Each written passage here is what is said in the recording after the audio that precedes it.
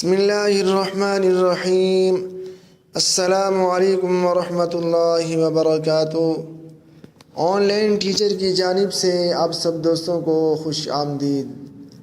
عزیزان محترم، میں آج آپ کو صدقہ فطر کے بارے میں کچھ عرض کرنا چاہتا ہوں۔ عزیزان محترم، مالدار مردوں پر جس طرح اپنی طرف سے صدقہ فطر کرنا واجب ہے، اسی طرح نابالغ لڑکے اور لڑکیوں کی طرف سے بھی صدقہ فطر ادا کرنا واجب ہے۔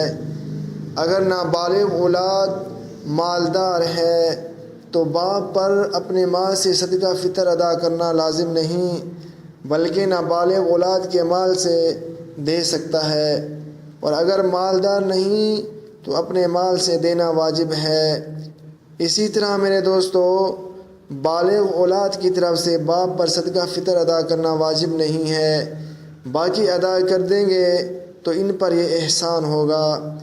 ہاں، اگر بالغ لڑکا صاحب نصاب نہیں تو اس کی طرف سے بھی صدقہ فطر ادا کرنا چاہیے۔ اسی طرح میرے دوستو، اگر کوئی بالغ لڑکا یا لڑکی مجنون ہو تو اس کی طرف سے اس کا والد صدقہ فطر ادا کرے۔